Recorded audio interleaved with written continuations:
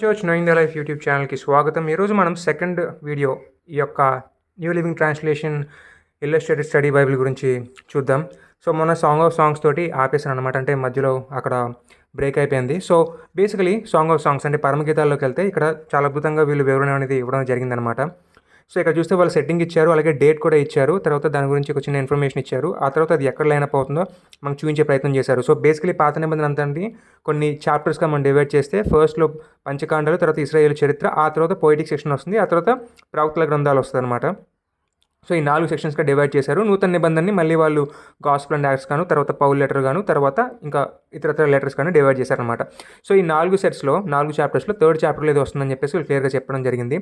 అందులోనే వీళ్ళు ఇక్కడ మీనింగ్ కూడా ఇచ్చే ప్రయత్నం చేశారు. సో సాంగ్ ఆఫ్ సాంగ్స్ అనేది అంటే పరమగీతాలు అనేది చాలా కష్టమైనది అర్థం చేసుకోవడానికి, ఎందుకంటే అందులో ఉండేటటువంటి లాంగ్వేజ్ ఏదైతే ఉందో కొంచెం ఎరోటిక్గా ఉంటుంది.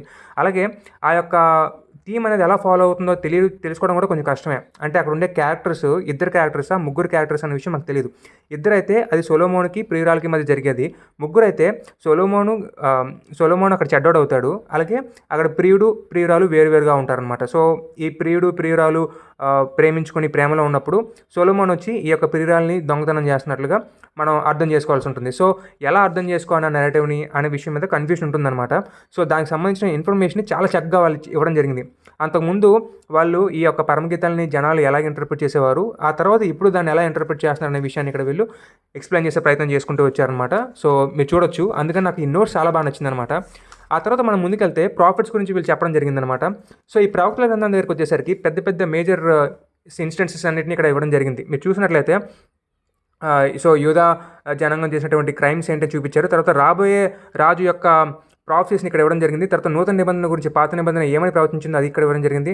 అలాగే యెహెజ్కేలు గ్రంథంలో నూతనమైనటువంటి జీవితం గురించి యెహెజ్కేలులో ఉన్నటువంటి ఆ యొక్క ప్రవచనానికి సంబంధించినటువంటి విషయాన్ని ఇక్కడ ఇవ్వడం జరిగింది. తర్వాత దానియేలు గ్రంథాన్ని గురించి వాళ్ళు ఇవ్వడం జరిగింది. తర్వాత 4 ఎంపైర్స్ దానియేలు గ్రంథంలో మనం చూస్తాం, దానికి సంబంధించిన విషయాలు. తర్వాత చివరిలో దేవుని యొక్క రాజ్యాన్ని గురించి, దేవుడి యొక్క రాకకి సంబంధించినటువంటి ఆ యొక్క విషయాన్ని కూడా ఇక్కడ ఇవ్వడం జరిగిందన్నమాట. సో బేసికలీ ఇది మన టైం లైన్ చూసినట్లయితే ఓకే ఇన్ని ప్రవచనాలు ఇక్కడ ఈ యొక్క ప్రవక్తలు ఈ యొక్క హిస్టరీలో మన పలికారా అని మనం అర్థం చేసుకోవచ్చు. సో ఇక్కడ మనం చూసినట్లయితే ఆ ప్రవక్తల అందరూ కూడా ఇచ్చినటువంటి కొన్ని వాళ్ళ యొక్క ప్రత్యేకత ఏంటో ఇక్కడ వీళ్ళు చిన్న చిన్న సెక్షన్స్కి ఇవ్వడం జరిగింది. సో మెసేజ్ అసలు ప్రవక్తలు ఏం చెప్తున్నారో మనకి ఇక్కడ ఒక విషయాన్ని అర్థం చేయించే ప్రయత్నం చేశారనమాట. సో ఇక్కడ కూడా మనం ఆ యొక్క బుక్స్ ఏవైతే చెప్తున్నాయో దానికి సంబంధించిన విషయాలు ఇక్కడ ఇవ్వడం జరిగిందనమాట. తర్వాత మనం చూసుకుంటే వెళ్ళొచ్చు ఇంటర్ప్రిటేషన్ గురించి ఎక్సెట్రా. అండ్ దెన్ కాలగమనం మనం చూడొచ్చు అనమాట. సో ప్రవక్తలు ఎవరెవరు ఎప్పుడెప్పుడు ఎక్కడెక్కడికి వచ్చారు అనే విషయానికి సంబంధించిన ఇన్ఫర్మేషన్ మనకి ఇక్కడ దొరుకుతుంది. సో ఫిలమెంట్ బైబిల్ యాప్ ఏదైతే ఉందో అంటే దీనికి డిజిటైజ్డ్ వర్షన్ అనమాట. దానికి సంబంధించి ఆడియో ఒక వీడియో చేశాను, ఒకసారి అది కూడా చూసే ప్రయత్నం చేయండి. అందులో దీనికి సంబంధించినటువంటి ఇన్ఫర్మేషన్ కూడా నేను ఇచ్చే ప్రయత్నం చేశాను. సో తర్వాత అలా మనం ముందుకెళ్తున్నట్లయితే అల్టిమేట్ ప్రాఫిట్ అని చెప్పి ఇక్కడ ఒక చిన్న విషయం ఇస్తూ జీసస్ క్రైస్ట్ ఆ యొక్క ప్రవక్తల కోవలో లాస్ట్ ప్రవక్త అన్నట్లుగా వీళ్ళు చూపిస్తున్నారు అనమాట. అంటే ఇంకా అంతిమంగా ఉండేటటువంటి ప్రవక్త అన్నట్లుగా చూపిస్తున్నారనమాట. తర్వాత మనం యెషయా గ్రంథానికి వచ్చేస్తాం. యెషయా గ్రంథం అనేది ప్రాఫిట్ సెక్షన్లో పడుతుంది అనమాట, అంటే లాస్ట్ సెక్షన్లో పడుతుంది పాత నిబంధనకు సంబంధించి. అలాగే ఎప్పుడు రాయబడింది అనే విషయాన్ని కూడా ఇక్కడ ఇవ్వడం జరిగింది. అండ్ దెన్ మళ్ళీ మనం చూసుకున్నట్లయితే ఆ యొక్క అసిరియన్ ఎంపైర్లో ఏం జరిగింది ఆ కాలమానంలో, కింగ్డమ్ ఆఫ్ జూడా, సో యూదా రాజ్యంలో ఏం జరుగుతుంది, ఇశ్రాయేల్ రాజ్యంలో ఏం జరుగుతుంది, యెషయా ఏ కాలం నుంచి ఏ కాలానికి సంబంధించినటువంటి వాడు అన్న విషయాన్ని ఇక్కడ వీళ్ళు ఇవ్వడం జరిగిందనమాట. సో ఇలా మనం చూసినట్లయితే మనకి ఆ కాలమానంలో ఇంకొంచెం క్లియర్గా మనం డీప్గా వెళ్ళేటటువంటి ఒక అవకాశాలు కూడా మనకు దొరుకుతాయి. ఇక్కడ మనం చూసినట్లయితే ఆ టైం లైన్ అనేది ఇవ్వడం జరిగింది. 750 BC, 700 BC అండ్ 650 BC అనమాట. చూడండి బిహైండ్ ద టెక్స్ట్ అని చెప్పేసి మళ్ళీ ఇక్కడ ఇంకా ఇన్ఫర్మేషన్ కూడా ఇవ్వడం జరుగుతుందన్నమాట. సో ఈ యొక్క బైబిల్ యొక్క అద్భుతమైన విషయం ఏంటంటే క్రాస్ రెఫరెన్సెస్ అన్ని ఇక్కడ ఈ మూల ఉండటం వల్ల ఇంకా ఈజీ అయిపోతుంది అనమాట. అండ్ దానికి సంబంధించిన ఇన్ఫర్మేషన్ కూడా చాలా బాగుంటుంది ఇక్కడ, కాబట్టి మీరు కూడా ఇది చూసే ప్రయత్నం చేయొచ్చు. తర్వాత మళ్ళీ ఇంకా మధ్యలో వీళ్ళు ఎలాగనో మంచి బొమ్మలతోటి మంచి ఆర్టికల్స్ని వీళ్ళు ప్రజెంట్ చేసే ప్రయత్నం చేస్తుంటారు, కాబట్టి దాని గురించి ప్రత్యేకించి మళ్ళీ మనం చెప్పాల్సిన అవసరం ఏమీ లేదు. మీరు చూడండి ఏ పేజ్ పక్కన ఆ పేజ్ తిప్పుతూ ఉంటుంటే మనం అనేకమైన విషయాలు మనకు కనిపిస్తూ ఉంటాయి. సో ఇందాక మనం అనుకున్నాం కదా యూదా క్రైమ్స్ అని చెప్పి ఇక్కడ చిన్న బొమ్మ ఉంది, దానికి సంబంధించిన ఇన్ఫర్మేషన్ ఇక్కడ ఇలా ఇవ్వడం జరిగిందనమాట. సో తర్వాత మనం చూసి ఉండొచ్చు. So through out the sections మనకి ఏదో ఒక ఆర్టికల్ అనేది చిన్నది ప్రజెంట్ చేస్తూనే వస్తున్నారు. సో ఇలా ఉండటం వల్ల ఏమవుతుందంటే మీరు డైరెక్ట్గా ఆ ప్రపంచంలోనికి వెళ్తున్నట్లుగా మీకు అనిపిస్తుంది అనమాట. చాలా ఈజీగా ఉంటుంది అర్థం చేసుకోవడానికి కూడా.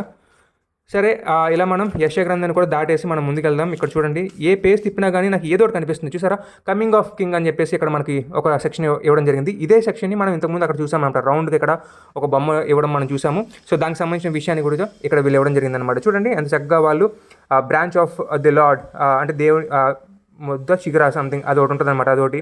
తర్వాత ఇమ్మానియేలు అనే ప్రవచనం మనకు వస్తుంది. అలాగే ఒక చైల్డ్ మన కోసం పుడతాడు, అలాగే దావీదుల నుంచి చిగురించే ఒక మొద్దు అన్నట్టుగా అక్కడ ఆ యొక్క ప్రవచనానికి సంబంధించినటువంటి విషయం. తర్వాత నీతిమంతమైన రాజు వస్తాడు అని చెప్పేసి ఉంటాం. తర్వాత servant of the lords anointed. So ఆ ప్రవచనాలన్నీ యెషయా గ్రంథంలో చెప్పబడినటువంటి ప్రవచనాలు నూతన నిబంధనలో యేసుక్రీస్తు ఎలా నెరవేర్చబడ్డాయో అవన్నీ ఇక్కడ వీళ్ళు ఇస్తున్నారనమాట. తర్వాత ఇంకా చూస్తే ఇక్కడ మనకి చాలా మంచి మంచి బొమ్మలతోటి మంచి మంచి వర్సెస్ని వీళ్ళు ఇవ్వడం జరిగింది ఆ యొక్క రాబోయేటటువంటి రాజు కోసం. సో యెషయా ఏ రాజు కోసం అయితే చెప్తున్నాడో ఆ రాజు యొక్క ఆ యొక్క నిజస్వరూపం అనేది యేసులో నెరవేర్చబడింది అని చెప్పడం అనేది ఈ యొక్క ఆర్టికల్ ముఖ్య ఉద్దేశం అనమాట. సో మీలో ఎవరైనా కానీ విజువల్ లెర్నర్స్ ఉన్నట్లయితే కనుక మీరు చాలా అద్భుతంగా ఎంజాయ్ చేస్తారనమాట. మీరు ఇక్కడ కింద కూడా మీరు చూడండి, ప్రాఫిట్ సెక్షన్లో ఉన్నారు అని క్లియర్గా ఇక్కడ ఇస్తుంది అనమాట, హైలైట్ చేసి. సో అలా మనం ముందుకెళ్దాం. మీరు ఇంకా ఎక్కడికి వెళ్ళి చూసినా కానీ మీకు ఏదో ఒక ఇన్ఫర్మేషన్ కనిపిస్తూనే ఉంటుంది. తర్వాత ఎహెస్కేలులో సిచ్యువేషన్ బాగుంటుంది, మీకు అది కూడా చూపిస్తాను. ప్యారల్స్ బిట్వీన్ లామెంటేషన్స్ అండ్ జెరమయా అని చెప్పేసి మళ్ళీ ఇక్కడ కొన్ని ఇవ్వడం జరిగిందనమాట. లామెంటేషన్స్ కూడా ఇర్మియా రాశాడు కదా, అందుకని. ఆ తర్వాత ఇంకా అలా మనం ముందుకెళ్ళొచ్చు. అంతా బాగుంది చూడండి. ఎహెస్కేల్కి సంబంధించి, విజన్కి సంబంధించి ఇన్ఫర్మేషన్. వావ్. అండ్ ఇంకా అలా మనం చివరికి వెళ్తే దానియేలు గ్రంథం గురించి కూడా చూపిద్దాం. సో 4 వరల్డ్ ఎంపైర్స్ మళ్ళీ మనం చూసాం. 4 వరల్డ్ ఎంపైర్స్ ఇక్కడ మనకి కనిపిస్తుంది అనమాట. ఒక చిన్న బొమ్మలాగా ఇందాక మనం చూసాం కదా ప్రవక్తలకు సంబంధించినటువంటి విషయాల్లో, అది వాళ్ళు ఇవ్వడం జరిగిందనమాట. దానియేలుకి సంబంధించినటువంటి trusted adviser of the king ఒక ఆర్టికల్ ఇక్కడ రాయడం జరిగింది.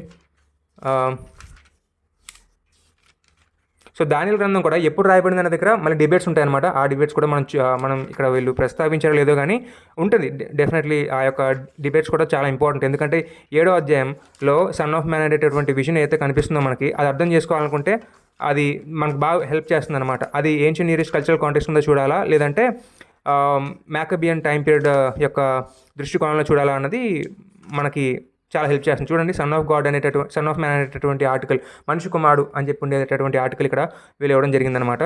సో మనం ఏదైతే మాడుకుంటున్నామో అది మనకు కనిపిస్తుంది మన కళ్ళ ముందు. అండ్ చూడండి ఇక్కడ మనకి గ్రీక్స్కి సంబంధించినటువంటి విషయాలు, అది కూడా మనం చివరి రౌండ్ సర్కిల్లో ఉన్నటువంటి విషయం అనమాట.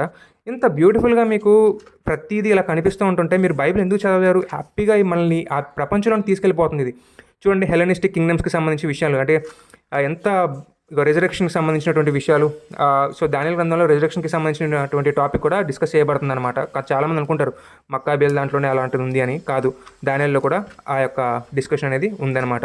సరే, మనం ఇలా బ్యూటీని చూపిస్తూ ఉంటే ఇక ఎంతకాలమైనా ఇంకా అవ్వదనమాట. సరే, మనం మలాకీ గ్రంథం తర్వాతకి వెళ్ళిపోదాం. మలాకీ గ్రంథం వచ్చేసింది. మలాకీ గ్రంథం అయిపోయిన తర్వాత ఈ నూతన నిబంధనకి పాత నిబంధనకి మధ్యలో 400 ఏళ్ళ గ్యాప్ ఉంది కదా, ఆ గ్యాప్ని ఎలా ఫుల్ఫిల్ చేశారో చూద్దాం. చూసారా, ఇక్కడ 460 BC దగ్గర నుంచి 40 AD వరకు మొత్తం వీళ్ళు మొత్తం చరిత్ర మొత్తాన్ని ఇలా మనకి సంక్షిప్తంగా చూపించే ప్రయత్నం చేశారు టైం లైన్లో. మీరు చూడొచ్చు ఏ రాజ్యాలు వచ్చినాయి అంటే అని. తర్వాత మనకి యాంటీయోకస్ 4 గురించి మనకి ఇక్కడ ఇన్ఫర్మేషన్ ఇవ్వడం జరిగింది. అండ్ దెన్ టైం లైన్ వచ్చింది. మక్కాబీల గురించి స్పెసిఫికలీ ఇవ్వడం జరిగింది. మక్కాబీల చరిత్ర చాలా ఇంపార్టెంట్. అండ్ అలా మనం ముందుకెళ్తున్నట్లయితే నూతన నిబంధనలోకి వచ్చేసాము. నూతన నిబంధనకి గాస్పెల్స్కి సంబంధించినటువంటి ఆర్టికల్ కూడా మీరు చూసే ప్రయత్నం చేయొచ్చు. Canon of the New Testament ఆర్టికల్ని వీళ్ళు ఇవ్వడం జరిగింది. న్యూ టెస్ట్మెంట్ని ఎలా ఇంటర్ప్రిట్ చేయాలనే విషయాన్ని ఇక్కడ ఇవ్వడం జరిగింది. తర్వాత మీనింగ్ అండ్ మెసేజ్ అని చెప్పి ఇవ్వడం జరిగింది. గాస్పెల్స్ అండ్ యాక్ట్స్కి సంబంధించినటువంటి విషయం కూడా ఇచ్చారు. మళ్ళీ ఇక్కడ ఇలా ఇచ్చారు. ఇలా ఒక సర్కిల్ ఉందంటే దీని మీద ఒక ఏమంటారు టాపిక్ మీద ఒక ఆర్టికల్ ఉందని అర్థం. ఆ యొక్క ఆర్టికల్ కావాలనుకుంటే మళ్ళీ ఆ పేజ్ నెంబర్స్లోకి వెళ్ళి చూస్తే మనకి ఆ ఆర్టికల్స్ కనిపిస్తాయి అనమాట. సో ఆ ముఖ్యమైనటువంటి అంశాలకు సంబంధించినటువంటి ఆర్టికల్స్ని వీళ్ళు ప్రజెంట్ చేసే ప్రయత్నం చేశారు. సో చూడండి, ఇంట్రడక్షన్లోనే ఎంత బ్యూటిఫుల్గా ఉందో చూడండి. ఆథర్షిప్కి సంబంధించినటువంటి విషయాలు, historical reliability of the gospels అని ఇవ్వడం జరిగింది. Chronology of Jesus Christ life మొత్తం ఆ క్రొనాలజీ మొత్తం క్లియర్గా మెన్షన్ చేశారు. తర్వాత మత్తయి సువార్తలోకి వచ్చేసాం. సో ఈ మత్తయి సువార్తలోకి వచ్చిన తర్వాత మత్తయి సువార్త అనేది మోస్ట్ జూయిష్ టెక్స్ట్ అనమాట, జూయిష్ గాస్పెల్ అనమాట. సో జూయిష్కి రాస్తాడు అది. సో జీసస్ క్రైస్ట్ పాత నిబంధనలో చెప్పబడేటటువంటి రాజు, ఆ యొక్క ఏవైతే యెషయా ప్రవక్త ప్రవచించాడో, అలాగే పాత నిబంధన ప్రవక్తలు ఎవరైతే ఏమైతే ప్రవచించారో ఆ యొక్క ప్రవచనాలన్నీ యేసుక్రీస్తు నెరవేర్చబడ్డాయి. యేసుక్రీస్తే పాత నిబంధనలో చెప్తున్నటువంటి రాజు అని చెప్పేసి ఇక్కడ మత్తయి చెప్పేటటువంటి ఉద్దేశమే ఈ యొక్క గాస్పెల్ అనమాట. సో నిజానికి ఆ టైంకి రాబోయేటటువంటి మెసేజ్ ఎలాగుంటాడన్న విషయాల మీద 4 అవగాహనలు ఉన్నాయి.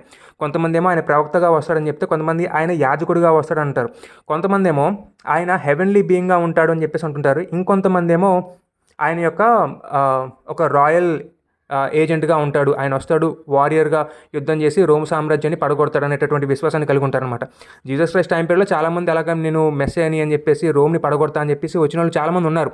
సో జీసస్ క్రైస్ట్ని చూస్తున్నప్పుడు చాలామంది జీసస్ క్రైస్ట్ని కూడా అలాగే అర్థం చేస్తున్నారు. కానీ వాళ్ళ యొక్క ఎక్స్పెక్టేషన్స్ అనేవి పాత నిబంధన గ్రంథం నుంచి చూస్తున్నప్పుడు కేవలం ఒక్కొక్క ఫ్యాసెట్ మాత్రమే. ఆయన రాజు మాత్రమే కాదు, ఆయన ఆయన ప్రవక్త కూడా, అలాగే ఆయన యాజకుడు కూడా, అలాగే ఆయన హెవెన్లీ బీయింగ్ కూడా. ఈ 4 ఆయనలోనే మిళితమైపోయి ఉన్నాయన్నమాట. అది ఎలాగవుతుంది అన్న విషయాలు, ఆయన ఎలా రాజుగా ఉన్నాడు, దావీదు వంశం నుంచి ఎలాగ వచ్చాడనే విషయాలు మనకి ఇక్కడ కనిపిస్తాయి అనమాట. అందుకే మనకి చాలా పాత నిబంధన వచనాలు యేసుక్రీస్తులో నెరవేర్చబడ్డాయి అనేటటువంటి విషయాలు ఇక్కడ మనకు కనిపిస్తూ ఉంటాయి అనమాట. సో ఆ మత్తయి సువార్తకి సంబంధించి ఆ యొక్క ఇన్ఫర్మేషన్ అనేది చాలా బ్యూటిఫుల్గా ఇచ్చారు. కావాలంటే ఒకసారి మీరు చూసే ప్రయత్నం చేయండి. నేను జనరల్ ఇంట్రడక్షన్ మాత్రం ఇచ్చాను అనమాట. సో తర్వాత జీనియాలజీ ఆఫ్ జీసస్ క్రైస్ట్ అని చెప్పి ఇక్కడ మనకి ఇంకొక ఆర్టికల్ ఇవ్వడం జరిగింది. అండ్ హెరోద్కి సంబంధించి ఇంకొక ఆర్టికల్, పరిశీలకు సంబంధించి ఇంకొక ఆర్టికల్. ఇక్కడ చూస్తూ వెళ్తున్నట్లయితే పేజ్ తిప్పుతుంటే మాకు ఏదో ఒకటి కనిపిస్తున్నాడు చూసారా, ఎంత చక్కగా రంగురంగులుగా పేజెస్ కనిపిస్తూ citizen of the kingdom. So మత్తయికి సంబంధించి కింగ్డమ్ ఆఫ్ గాడ్కి సంబంధించి చాలా ఇంపార్టెంట్ ఆస్పెక్ట్ అనమాట. సో మళ్ళీ సన్ ఆఫ్ మ్యాన్కి సంబంధించి ఇన్ఫర్మేషన్ ఇక్కడ ఇవ్వడం జరిగింది. మళ్ళీ దానియల్ గ్రంథంలో కూడా ఇలాంటి ఒక ఆర్టికల్ కనిపించింది. సో అది మీరు కంపేర్ చేసేసుకోండి. తర్వాత మత్తయి గురించి రాయడం జరిగింది, ఆయన లేవీయుడు కాబట్టి. ఈటింగ్ టుగెదర్ అనేటటువంటి విషయానికి సంబంధించి ఇక్కడ ఇంకో ఆర్టికల్ జరగడం జరిగింది. కంపాషనట్ హీలర్ మళ్ళీ మనకు కనిపిస్తుంది. చూస్తున్నారు ఎంత బ్యూటిఫుల్ ఇమేజెస్ ఇవన్నీ కూడా. అసలు ఇలా చూస్తున్నప్పుడు మనం పర్చేస్ చేయకుండా ఎలా ఉండగలుగుతాం? అలాగే ప్రాఫెసీస్ ఆఫ్ మెస్సయ్య, సో పాత నిబంధనకి సంబంధించి ఈ మెస్సయ్యకి సంబంధించి ఎలాంటి ప్రవచనాలు చేశారో ఆ ప్రవచనాన్ని మత్తయి ఎలా తీసుకొచ్చి పెట్టాడు. సో మత్తయి ఇక్కడ 33 రెఫరెన్సెస్ చేస్తే అందులో నెంబర్స్ అంటే సంఖ్యాకాండం నుంచి 1, కీర్తనల నుంచి 9, యెషయా నుంచి 15, ఇర్మియా నుంచి 2, హోషేయ నుంచి 1, మీకా నుంచి 1, జకరియా నుంచి 3, మలాకీ నుంచి 1, ఇన్ని రెఫరెన్సెస్ మెస్సయాకి సంబంధించినటువంటి అన్నీ తీసుకొని వెళ్ళి సరిగ్గా మత్తయి సువార్తలో పెట్టాడు అనమాట. లూకా కూడా అలాగే పెట్టాడు. ఎలా పెట్టాడు? 2 సమూయేలు, కీర్తనలు, యెషయా, ఇర్మియా, దానియేలు, మీకా, మలాకీ, ఇక్కడ నుంచి ఒక 20 ప్రవచనాలు తీసుకొని లూకాలో పెట్టాడు. అలాగే జాన్ కూడా అలాగే చేశాడు. మార్కు సువార్త కూడా అలాగే ఉంటుందన్నమాట. సో అది ఎలాగా ఓవర్లాప్ అయిందన్న విషయానికి సంబంధించి ఒక బ్యూటిఫుల్ ఇమేజరీ ఇక్కడ ఇవ్వడం జరిగిందనమాట. ఇంతకు మించి ఇంకా బ్యూటిఫుల్గా మనం ఎలా అర్థం చేసుకోగలుగుతాం చెప్పండి మీరు. తర్వాత సీమోన్ పీతరు గురించి ఇంకా ఇలా చూపిస్తూ వెళ్తేనే మరి బైబిల్ మొత్తం చూపించాల్సి ఉంటుంది. అవన్నీ కాదులేండి. కానీ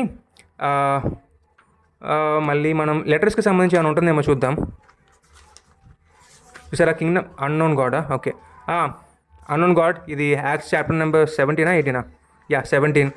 సో దానికి సంబంధించినటువంటి ఒక ఆర్టికల్ కూడా ఇక్కడ వీళ్ళు ఇవ్వడం జరిగింది. సో స్టాయిసిజం చాలా ఇంపార్టెంట్, ఎపిక్యూరియనిజం ఇది కూడా చాలా ఇంపార్టెంట్, ఏథెన్స్,